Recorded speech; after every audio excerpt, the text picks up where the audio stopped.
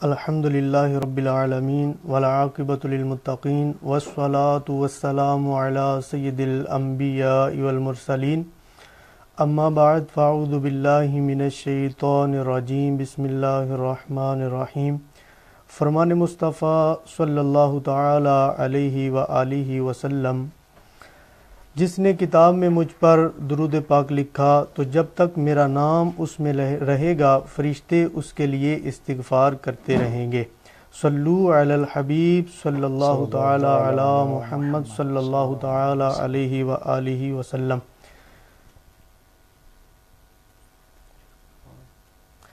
میٹھے میٹھے اسلامی بھائیو، الحمدللہ عز و جل دارالفتاح اہل سنت کے سلسلے میں راولپنڈی کے دارالفتاح اہل سنت سے ہم حاضر ہیں۔ مفتی صاحب بھی ہمارے ساتھ موجود ہیں اور یہ انشاءاللہ عز و جل ہمارے سوالات کے جوابات دیں گے۔ آپ تمام اسلامی بھائی جو بھی آپ کے سوالات ہوں آپ اسی پیج پر اپنے سوالات کرتے رہیں تو مفتی صاحب انشاءاللہ عز و جل اس کے جوابات عطا فرمائیں گے۔ سب سے پہلے نمبر پر ہم مفتی صاحب سے یہ سوال کر لیتے ہیں کہ مفتی صاحب یہ ارشاد فرمائیں کہ آج کل لوگوں کے ذہن میں یہ بات ہوتی ہے کہ منگل والے دن سفر نہیں کرنا چاہیے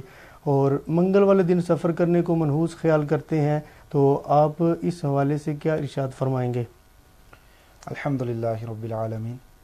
والصلاة والسلام علی سید الانبیاء والمرسلین اما بعد۔ الحمدللہ دعوت اسلامی نے جہاں باقی معاملات کے اندر ہماری رہنمائی کی ہے اور ہمارے لیے دین سیکھنے کے اسباب مہیا فرمائے ہیں، وہاں پر ہی سوشل میڈیا کے ذریعے جہاں آج ایک تعداد ہے جو سوشل میڈیا کو استعمال کرتی ہے، تو دعوت اسلامی نے یہ جب دیکھا کہ اب اس کے اندر بھی لوگوں کی شرعی رہنمائی کی ضرورت ہے اور اس کے ذریعے بھی لوگوں کو درست مسائل بتائے جا سکتے ہیں، تو الحمدللہ دعوت اسلامی نے سوشل میڈیا پر بھی اپنا پیج بنایا اور اس کے اندر بھی مفتیان کرام شرعی مسائل کے جوابات دیتے ہیں اور ہمارے دارالفتاح اہل سنت کے سلسلے چلتے ہیں۔ اسی کی ایک کڑی یہ سلسلہ بھی ہے جو دارالفتاح اہل سنت راولپنڈی سے آج براہ راست چلایا جا رہا ہے۔ جو آپ نے سوال پوچھا اس کے اندر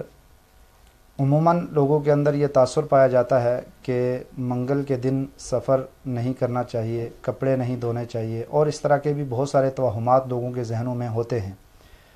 تو یہ بات بالکل غلط ہے، شریعت کے خلاف ہے اور اس کی شریعت کے اندر کوئی اصل موجود نہیں ہے۔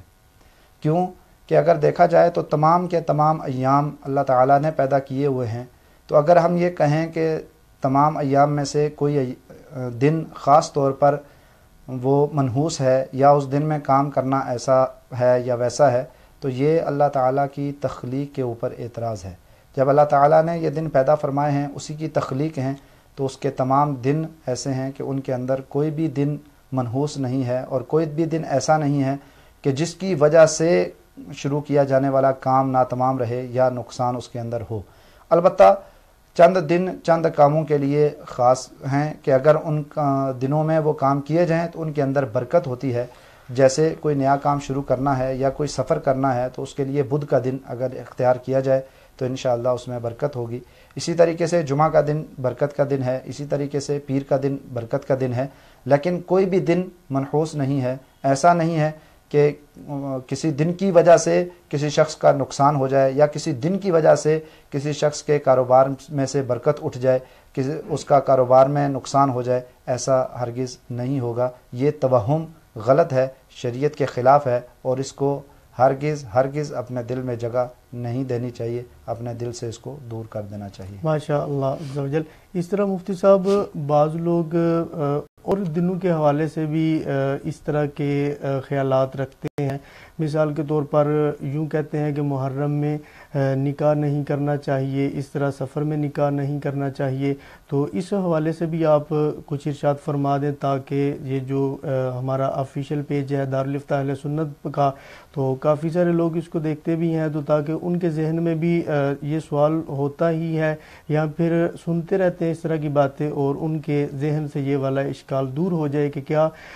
کسی مہینے یا کسی خاص دن میں نکاح کرنا یہ منع ہے؟ اس حوالے سے آپ ارشاد فرما دیں۔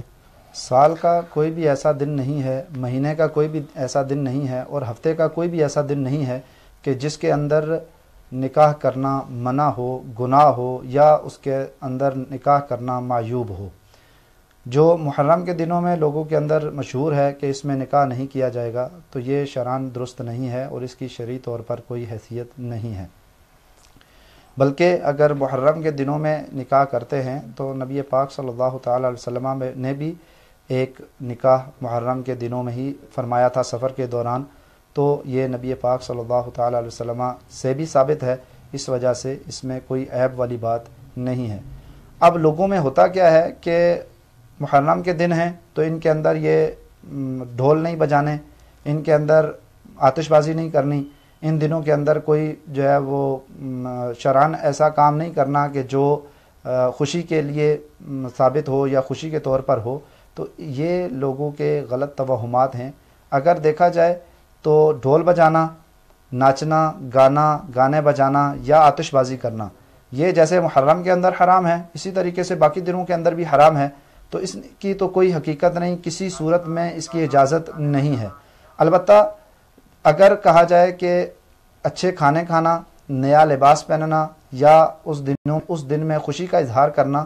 تو یہ منع نہیں ہے، یہ گناہ نہیں ہے۔ کیوں کہ سوگ صرف مسلمان کے لیے کسی بھی شخص کی وفات پر 3 دن کے لیے ہوتا ہے، اس سے زیادہ نہیں ہے۔ البتہ عورت کا اگر شوہر فوت ہو جاتا ہے تو اس کے لیے 4 ماہ 10 دن کے لیے سوگ ہے، اس کے علاوہ کسی کے لیے سوگ نہیں ہے۔ اب جو چند 100 سال پہلے شہید ہوا ہے اس کا سوگ چند 100 سال کے بعد نہیں ہو سکتا۔ اور جو کپڑے پہننا ہے تو نیا کپڑا لباس پہننا یا اچھے کھانے کھانا کھلانا یا زیب و زینت اختیار کرنا، یہ شرعاً منع نہیں ہے، بلکہ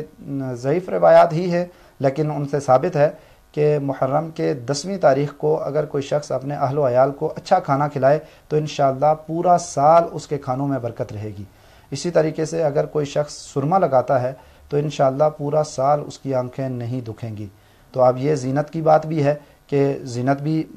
سرما لگانا زینت ہے، اور یہ 10 محرم کے دن ثابت ہے، اور اچھے کھانے کھانا یہ خوشی کی علامت ہے، تو یہ 10 محرم کے دن ثابت ہے۔ تو 10 محرم کے دن کوئی بھی نکاح کرنا منع نہیں ہے، شادی کرنا منع نہیں ہے، رخصتی کرنا منع نہیں ہے۔ البتہ اس کے اندر اگر شرعی طور پر کوئی خلاف ورزی والے معاملات ہوں گے، شریعت کے خلاف کام ہوں گے، تو وہ خود ہی منع ہیں، وہ چاہے محرم کے اندر ہوں چاہے کسی اور دن کے اندر ہوں، تو ان کی کوئی حقیقت نہیں ہے۔ سوال کا دوسرا حصہ تھا کہ سفر کے اندر شادی کرنے کو لوگ منحوس سمجھتے ہیں، تو یہ بھی غلط ہے۔ اس کا جواب جیسے پہلے منگل کے دن کے حوالے سے دیا تھا، وہی جواب یہاں پر بھی ہوگا کہ کوئی مہینہ کوئی دن ایسا نہیں ہے کہ جس کو اللہ نے منحوس بنایا ہو، یا اس دن کی وجہ سے لوگوں پر مصیبتیں تکلیفیں نازل ہوتی ہوں یا ان کے نقصانات ہوتے ہوں، ایسا کوئی دن کوئی مہینہ نہیں ہے۔ یہ جو لوگوں کے اندر آتا ہے کہ مشہور ہے کہ 3، 13، 23 یعنی سفر کی 3 تاریخ، 13 تاریخ یا 23 تاریخ کو جو کام شروع کیا جائے وہ پورا نہیں ہوگا یا ان کے اندر نقصان ہوگا، تو اس کی شرعی طور پر کوئی حقیقت نہیں ہے۔ یہ محض لوگوں کے توہمات ہیں جن کا اعتبار کرنا شرعاً درست نہیں ہے۔ ماشاء اللہ عز و جل۔ مفتی صاحب، ہمارے دارالفتہ اہل سنت کے آفیشیل پیج پر حافظ اویس صاحب یہ سوال کر رہے ہیں کہ مسجد کے یا مدرسے کے پیسے بندہ بذات خود استعمال کر سکتا ہے یا نہیں؟ مسجد یا مدرسے کے پیسے اگر اپنی ذات کے لیے استعمال کرنے ہیں تو یہ تو شرعاً ناجائز ہے، حرام ہے کہ مسجد کا پیسہ اپنی ذات کے لیے استعمال کرنا جائز نہیں ہے، کہ مال وقف مال یتیم کی طرح ہوتا ہے۔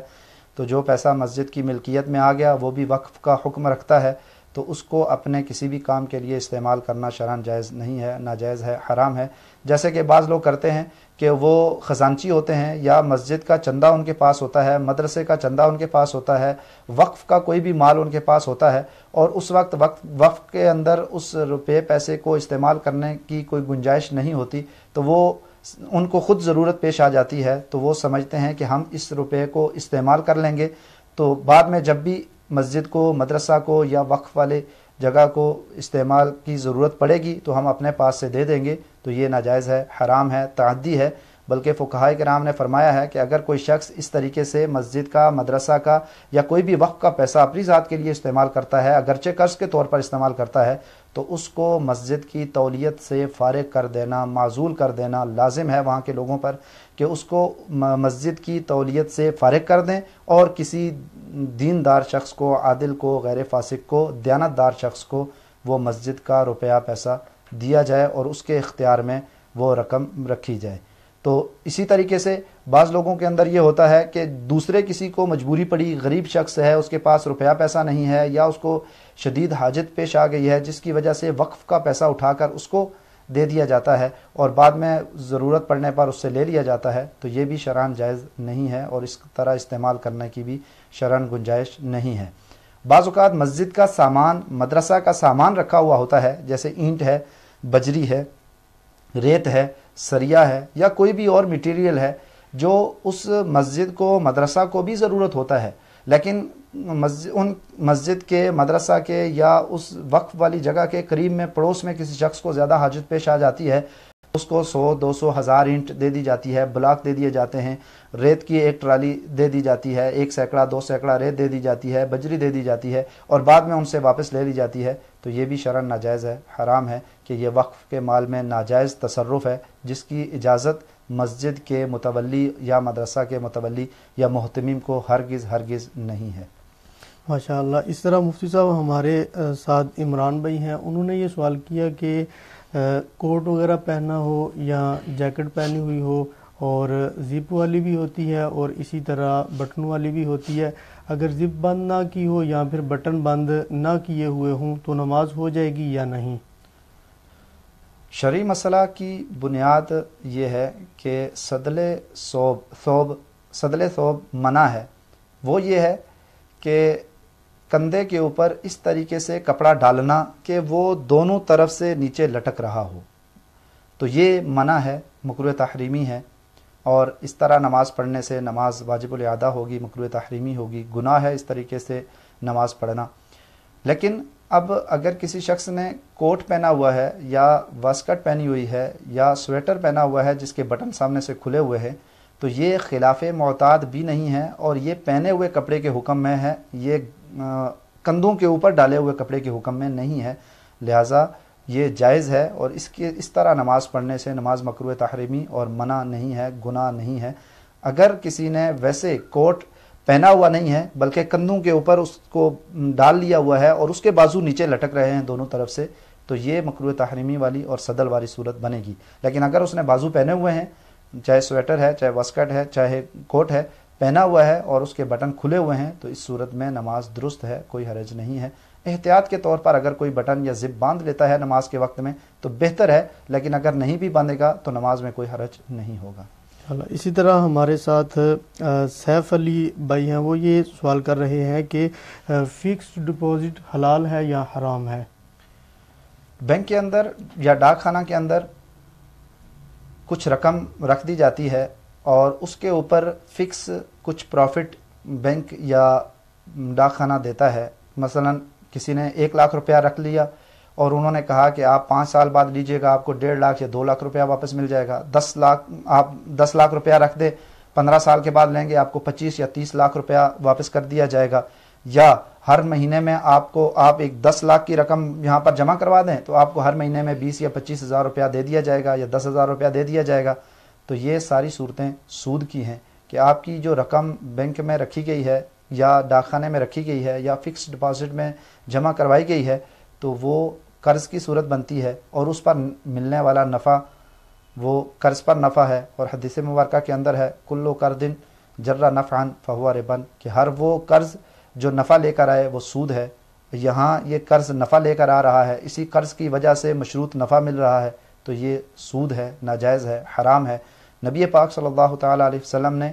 سود لینے والے، سود دینے والے، سود کا گواہ بننے والے اور سود کی کتابت کرنے والے، ان چاروں پر لعنت فرمائی ہے کہ ان پر اللہ کی لعنت ہے۔ اور ایک اور مقام پر قرآن پاک میں ہے احل اللہ البیع وحرم الربا، اللہ نے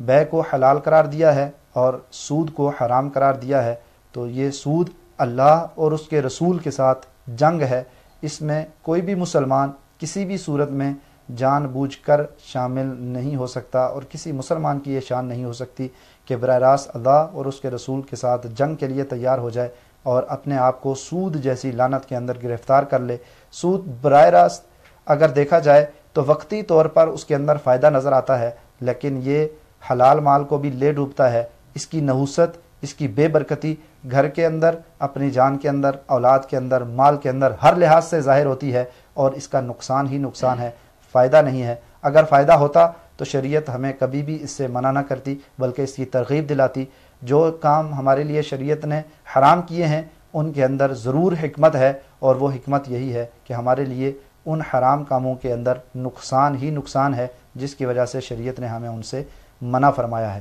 تو جن لوگوں نے اگر پہلے کوئی فکس ڈپازٹ میں رقم جمع کروائی ہے تو یہ سلسلہ سننے کے بعد فوراً اپنا وہ اکاؤنٹ بند کروا دیا جائے، اپنی رقم واپس لے لی جائے. جو رقم انہوں نے جمع کروائی ہے وہ ان کے لیے لینا اور استعمال کرنا جائز ہے. اس کے اوپر جو نفع کی صورت میں اضافی رقم دی جا رہی ہے وہ ناجائز ہے، حرام ہے، سود ہے. اس کو اپنے استعمال میں لانا حرام ہے، گناہ ہے. اس رقم کو بغیر نیت ثواب کے صدقہ کر دیا جائے کہ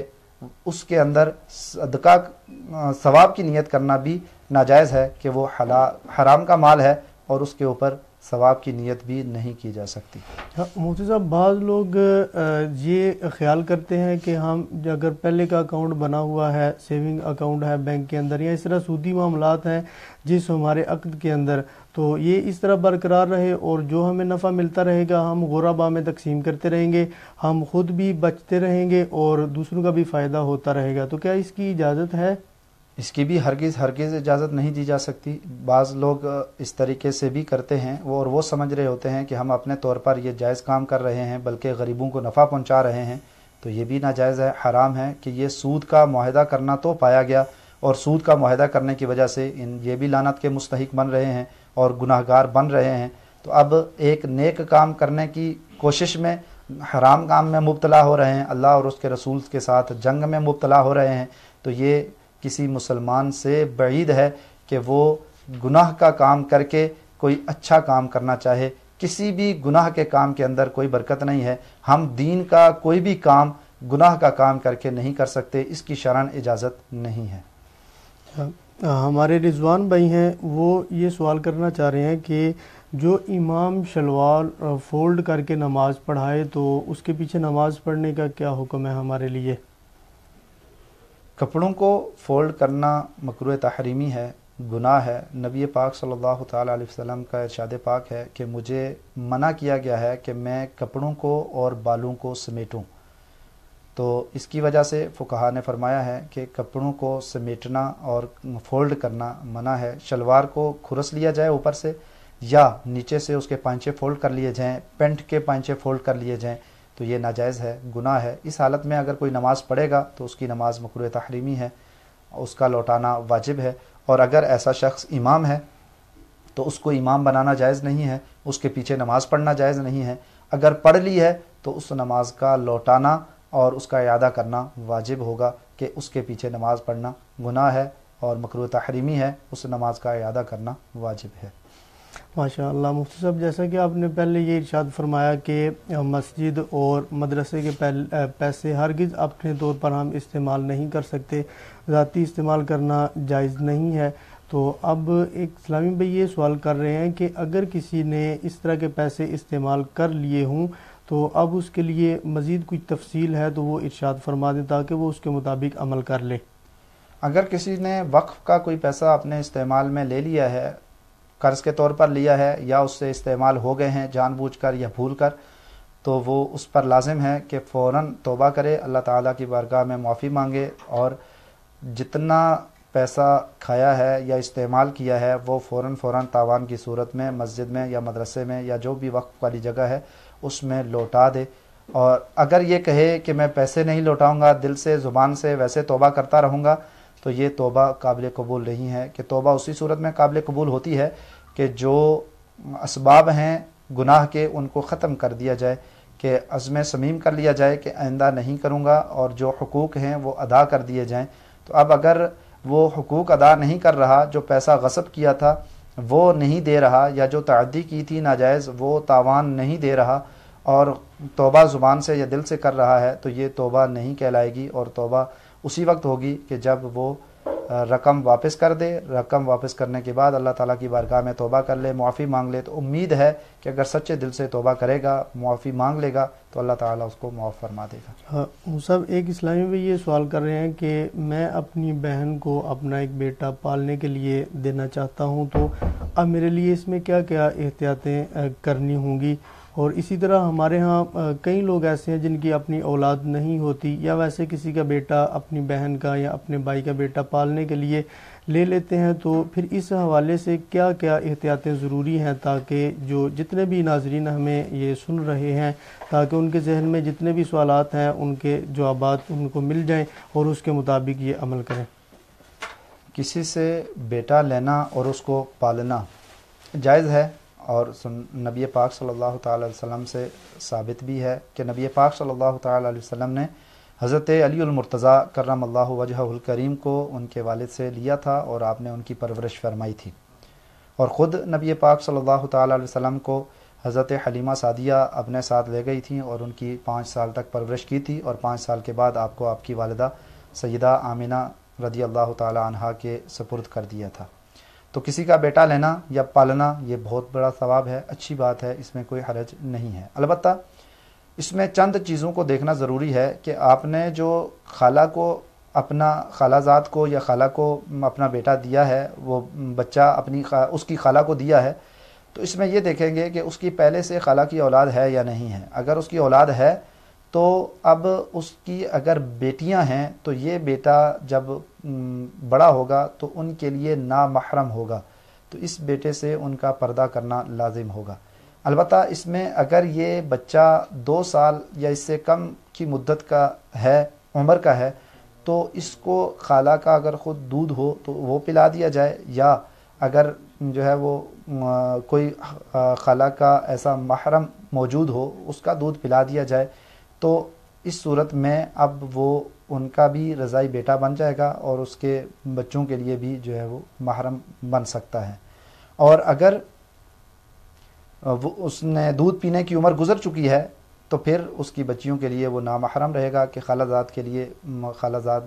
نامحرم ہوتا ہے. تو اب قریب البلوغ ہونے کی صورت میں، سمجھدار ہونے کی صورت میں ان کی بچیوں کے ساتھ یہ وہاں پر نہیں رہ سکے گا. بے پردہ ان کا ایک دوسرے کے سامنے آنا، گفتگو کرنا، بے تکلف ملنا، یہ شرعاً جائز نہیں ہوگا. اور اگر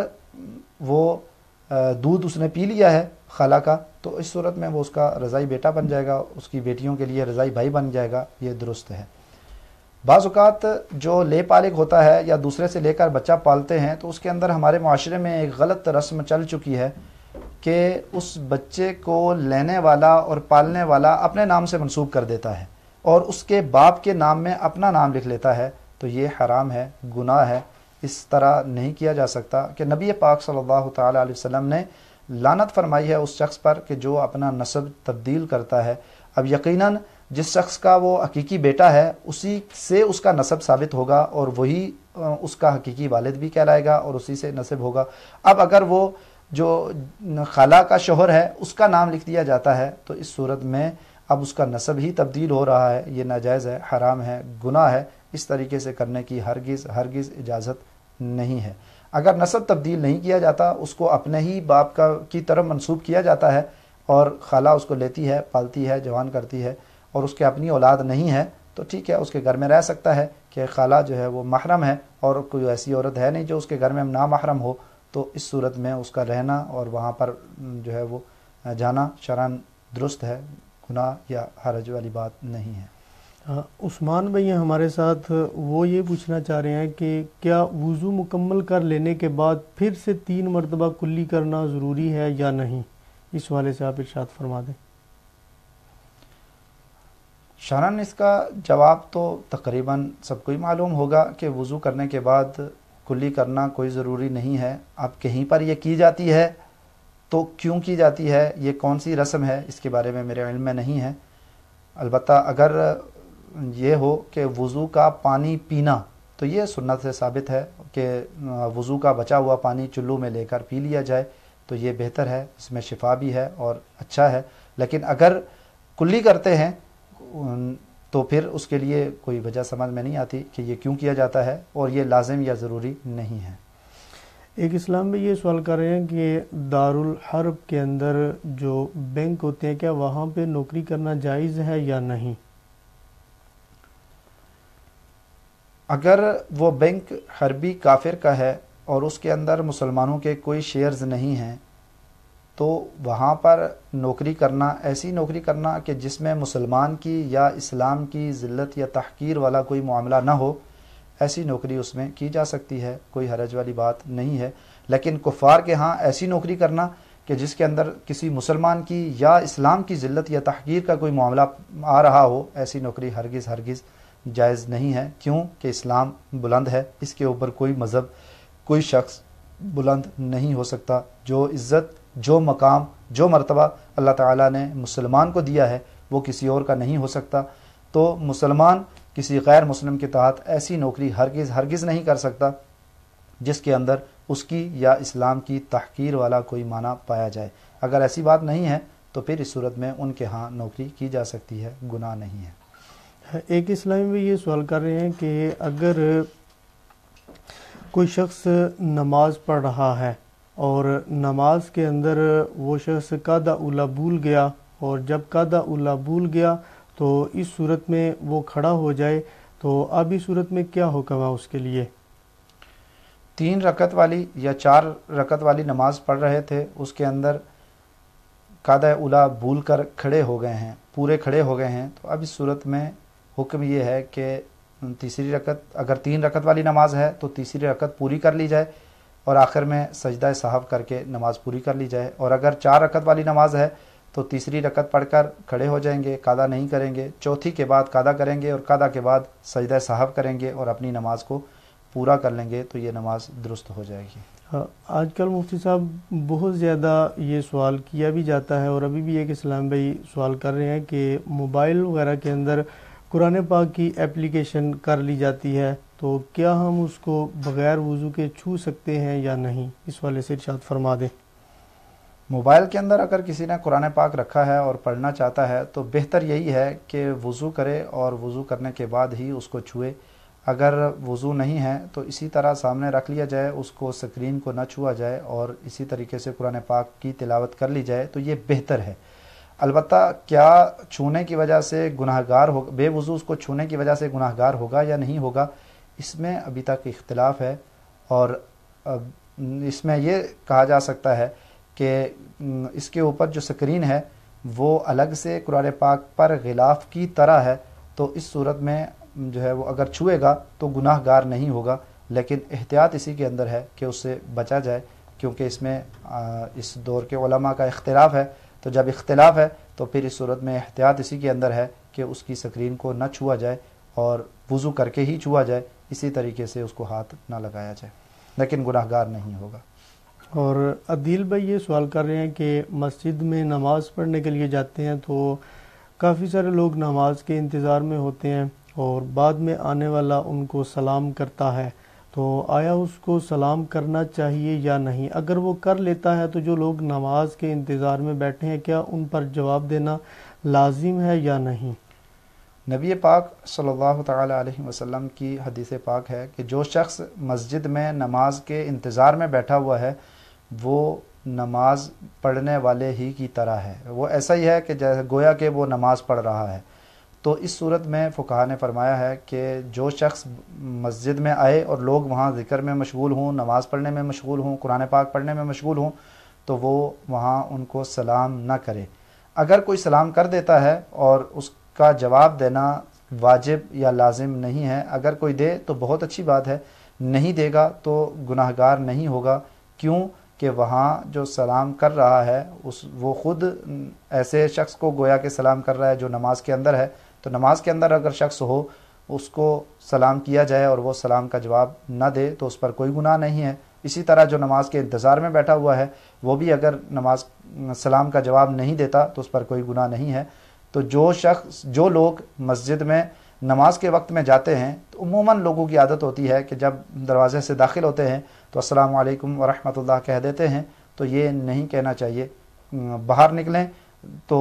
سلام کر لیا جائے یا کہیں اور مواقع پر سلام کر لیا جائے، عموماً لوگوں کی عادت بنی ہوئی ہوتی ہے، تو اس پر توجہ کر کے خیال کیا جائے کہ وہ لوگ بھی ایسے ہی ہیں جیسے نماز کے اندر ہوتا ہے، تو ان کو سلام نہ کیا جائے۔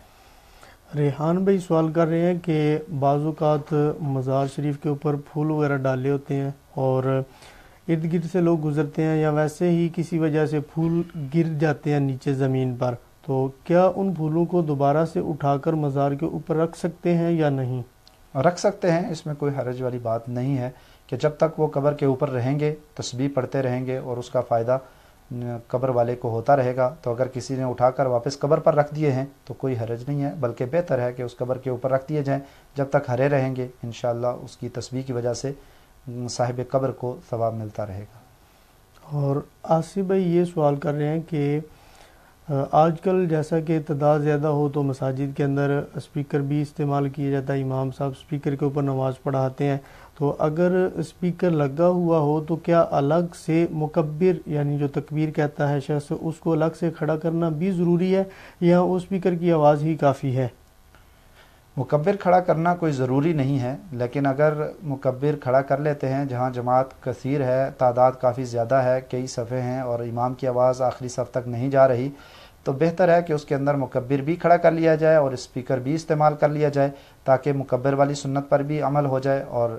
آواز بھی اسپیکر کی چیزیں سب تک پہنچ جائے۔ لیکن اگر کوئی شخص صرف اسپیکر پر ہی نماز پڑھاتا ہے اور مکبر کھڑا نہیں کرتا تو اس پر کوئی گناہ یا حرج نہیں ہوگا، نماز درست ہو جائے گی۔ ٹھیک ہے۔ اچھا مفتی صاحب، یہ ایک اسلامی بھی یہ سوال کرنا چاہ رہے ہیں کہ جو پراپرٹی ڈیلر ہوتے ہیں تو بعض اوقات یہ سیکورٹی بھی لے لیتے ہیں، تو ان کا سیکورٹی لینا درست ہے یا نہیں؟ اگر یہ سیکورٹی اس طور پر لیتے ہیں کہ ہم یہ آپ سے سیکورٹی لے رہے ہیں، اگر آپ نے بعد میں باقی رقم دے دی تو درست ہے، نہیں دی تو یہ آپ کی سیکورٹی ضبط ہو جائے گی، بیانہ کہتے ہیں اس کو، کہ یہ بیانہ آپ کا ضبط ہو جائے گا اور یہ رقم آپ کو واپس نہیں ملے گی، تو یہ شرعاً ظلم ہے، ناجائز ہے، ناحق طریقے سے دوسروں کا مال کھانا ہے جس کی شرعاً اجازت نہیں ہے۔ اگر صرف ضمانت کے طور پر یا اس لیے کہ کوئی پارٹی کہیں بھاگ نہ جائے اور ہم سے خرید و فروخت کر لے، کچھ رقم ایڈوانس میں لے لیتے ہیں تو یہ لینا کوئی گناہ نہیں ہے، لیکن اگر کسی وجہ سے بعد میں معاملہ پایا تکمیل تک نہیں پہنچ سکتا، ختم ہو جاتا ہے، فریقین اس پہ راضی ہو جاتے ہیں، تو اس صورت میں اب وہ بیانہ ضبط کرنا یا رقم کو رکھ لینا یہ شرعاً جائز نہیں ہے، گناہ ہے، ظلم کی صورت ہے، تعزیر بالمال ہے جو کہ شرعاً جائز نہیں ہے۔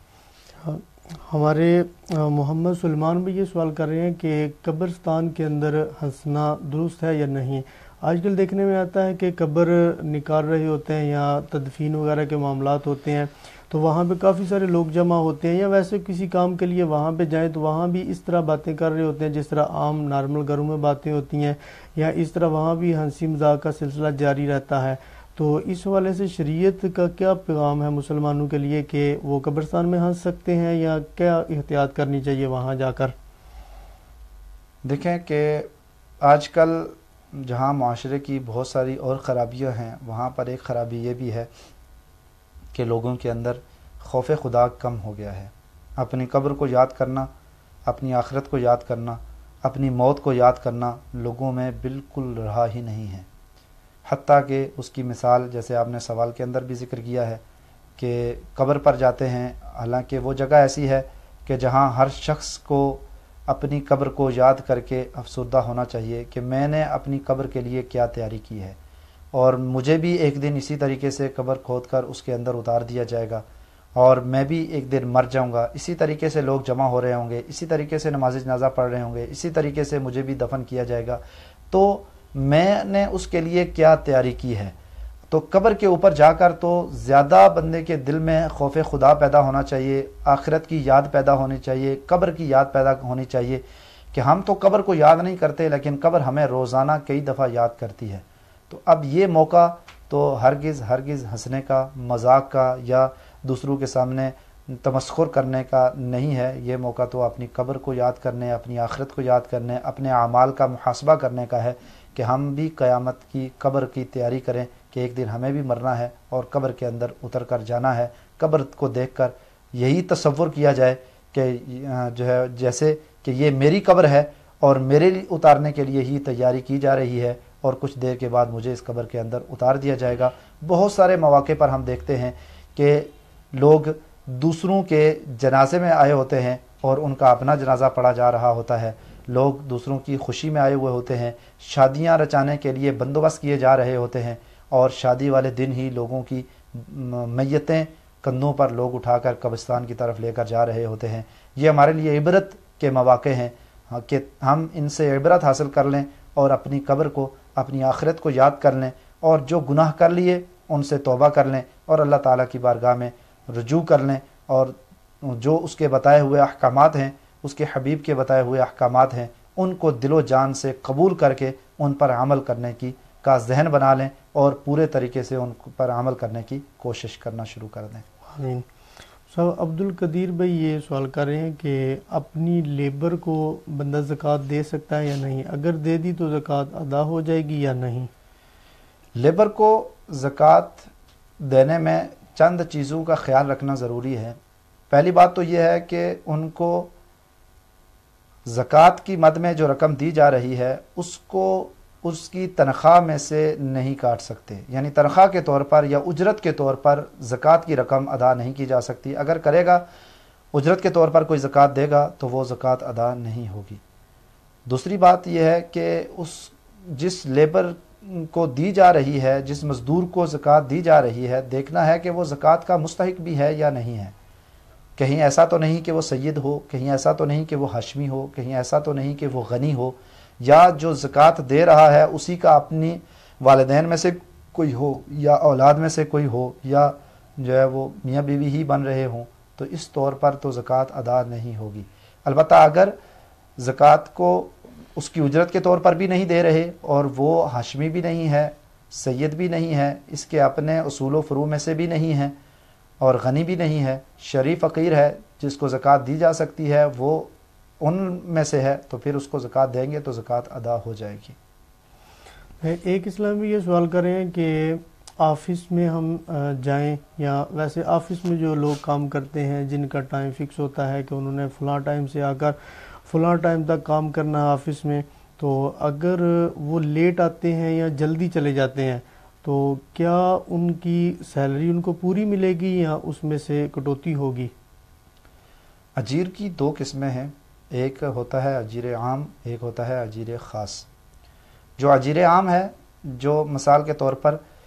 کسی کو کوئی کام دیا جاتا ہے کہ یہ کام آپ نے کرنا ہے, اس میں وقت کی کوئی پابندی نہیں ہوتی کہ اس وقت میں کرنا ہے یا فلاں وقت میں کرنا ہے. جیسے دھوبی ہے کپڑے دھو دیتا ہے,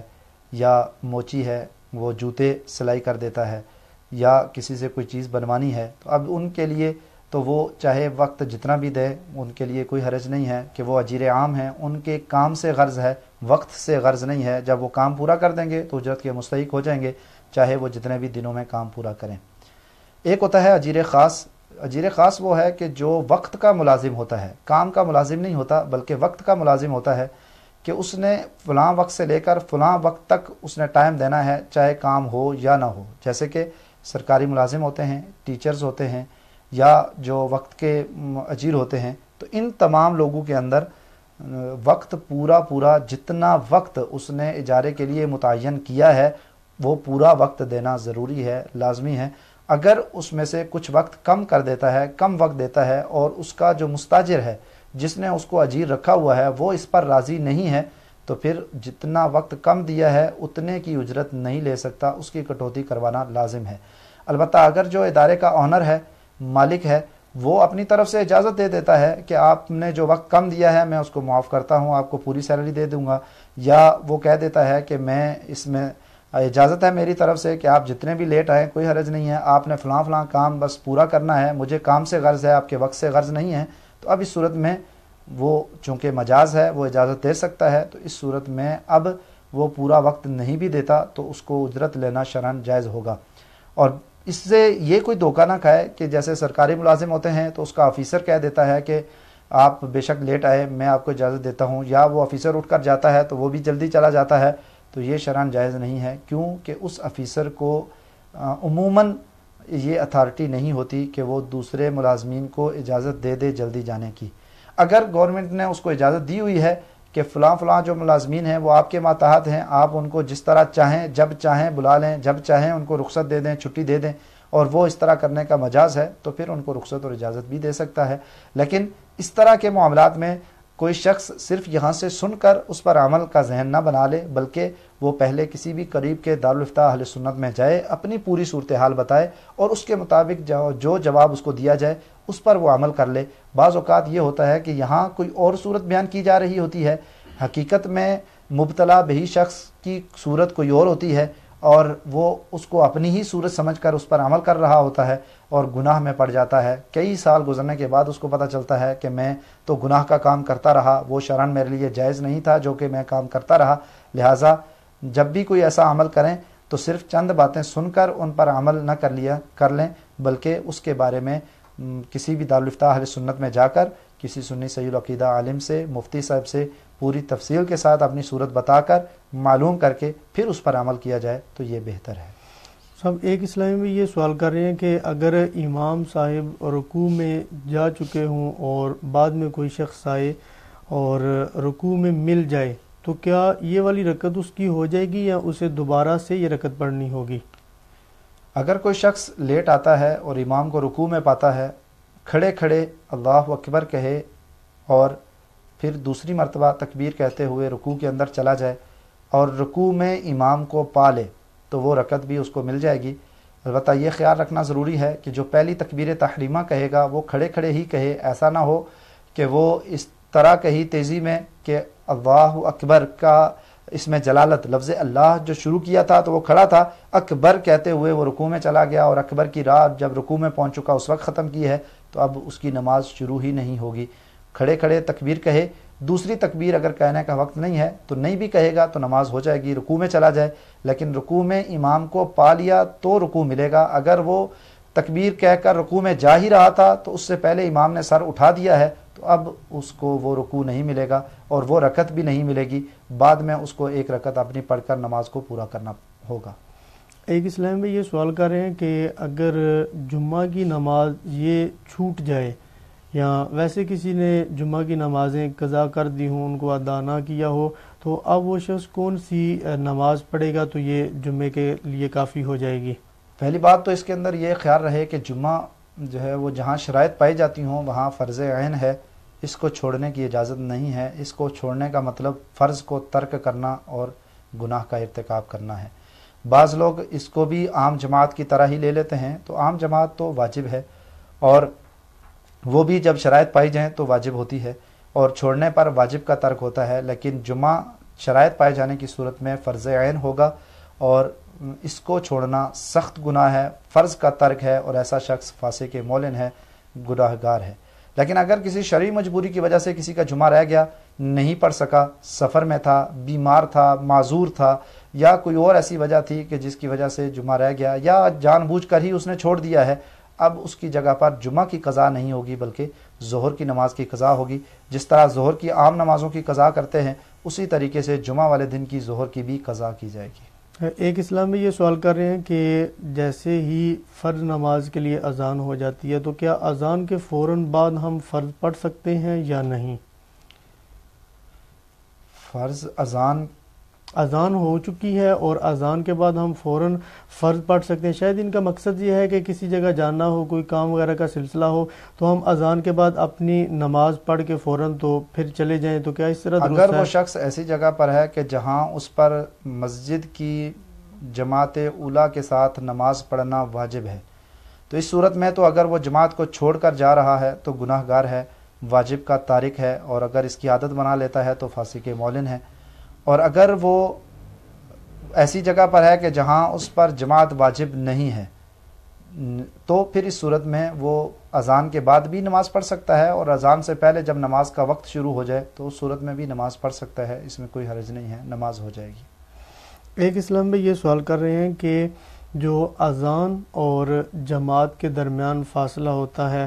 جیسے فجر کی نماز ہو گئی اور اس طرح دیگر نمازیں، تو یہ جو درمیانی فاصلہ ہے اس میں بندہ سنتوں کے علاوہ عام نوافل ادا کر سکتا ہے یا نہیں؟ فجر کی سنتوں کے بعد فرضوں سے پہلے کوئی بھی نوافل پڑھنے کی اجازت نہیں ہے۔ عصر کی نماز میں سنتوں کے بعد فرض سے پہلے کسی قسم کے نوافل پڑھنے کی اجازت نہیں ہے۔ ظہر کی سنتوں کے بعد نوافل پڑھ سکتے ہیں، عصر مغرب عشاء کی سنتوں کے بعد بھی نوافل پڑھے جا سکتے ہیں، اس میں کوئی حرج نہیں ہے۔ اور قضا نمازیں اگر کوئی پڑھنا چاہتا ہے تو وہ فجر کی سنتوں کے بعد جماعت سے پہلے بھی پڑھ سکتا ہے اور عصر کی سنتوں کے بعد جماعت سے پہلے بھی پڑھ سکتا ہے، اور 3 جو مکروہ اوقات ہیں ان کے علاوہ کسی بھی وقت میں اگر قضا نماز پڑھنا چاہیں تو پڑھ سکتے ہیں، اس میں کوئی گناہ نہیں ہے۔ بلکہ جس پر نمازیں قضا لازم ہوں ان پر فرض ہے کہ جتنی جلدی ہو سکے وہ قضا نمازوں کو جلد از جلد پورا کر لے، کہ زندگی کا کوئی بھروسہ نہیں ہے۔ محمد عبد المعین بھائی یہ سوال کر رہے ہیں کہ کیا ہم لیٹ کر قرآن پاک کی تلاوت کر سکتے ہیں؟ ادب کے خلاف ہے لیٹ کر قرآن پاک پڑھنا، تو پاؤں کو سمیٹ لیا جائے یا بیٹھ کر قرآن پاک پڑھا جائے، کہ یہ لیٹ کر پاؤں لمبے کر کے اس طرح قرآن پاک پڑھنا ادب کے خلاف ہے۔ اور عبد الاعظم بھائی یہ سوال کر رہے ہیں کہ کیا گھر کے اندر نماز پڑھ سکتے ہیں یا نہیں، یعنی بغیر عذر کے گھر کے اگر کوئی نماز پڑھ لے، فرض نماز ہوگی، تو اس کے حوالے سے تھوڑی دیر شریعت کا کیا پہلے حکم بھی ہے؟ اس کا جواب دیا ہے کہ اگر ایسا شخص ہے کہ جس پر وہاں کی مسجد کی جماعت اولیٰ کے ساتھ نماز پڑھنا واجب ہے تو اس کے لیے تو جماعت کو چھوڑ کر گھر میں نماز پڑھنا گناہ ہے اور جماعت کو ترک کرنا گناہ ہے۔ اگر کوئی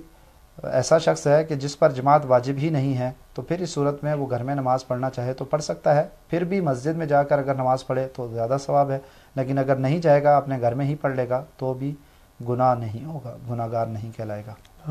منور بھائی یہ سوال کر رہے ہیں کہ اگر امام صاحب نے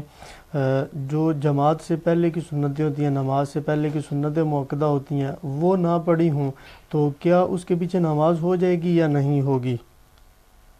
صبح کی سنتیں تو قریب با واجب فقہا نے لکھی ہیں، تو ان کو تو ہرگز چھوڑ کر جماعت نہیں کروانی چاہیے اور نہیں شامل ہونا چاہیے۔ 2 منٹ لگتے ہیں یا 3 منٹ لگتے ہیں، تو اگر کوئی امام لیٹ ہو جاتے ہیں تو وہ مقتدیوں سے اجازت لے کر سنتیں پڑھ لیں اور پھر اس کے بعد جماعت کروائیں۔ اسی طرح ظہر کی نماز میں بھی اگر سنتیں پڑھتے ہیں تو وہ سنتیں پہلے پڑھ لی جائیں اور بعد میں ظہر کی نماز پڑھائی جائے۔ بعض اوقات امام کی عادت ہی بن جاتی ہے کہ وہ سنتیں چھوڑ ہی دیتے ہیں، بعد میں پڑھتے ہیں یا پڑھتے ہی نہیں ہیں، تو یہ شرعاً جائز نہیں ہے اور ایسا شخص گناہ گار ہوگا۔ تو سنتیں جو ہے وہ پہلے ہی امام پڑھ کر بعد میں جماعت کروائے تو یہی بہتر ہے، یہی حکم ہے اس کے لیے۔ ایک اسلام بھی یہ سوال کر رہے ہیں کہ اگر امام کے ساتھ 4 رکعت والی نماز ہم پڑھ رہے ہوں اور امام کا جو قاعدہ اولیٰ ہے وہاں بیٹھا ہوا ہو اور ہم بھی اس کے ساتھ ہی ہوں اور ہم اس کے ساتھ آگے تحیات کے ساتھ درود شریف کا کچھ حصہ بھی پڑھ لیں تو کیا نماز ہو جائے گی یا دوبارہ پڑھنا لازم ہوگا؟ جان بوجھ کر امام کے پیچھے کسی واجب کا ترک کرنا یا مکروہ تحریمی کا ارتکاب کرنا منع ہے، گناہ ہے، لیکن اس سے نماز ہو جائے گی، نماز میں کوئی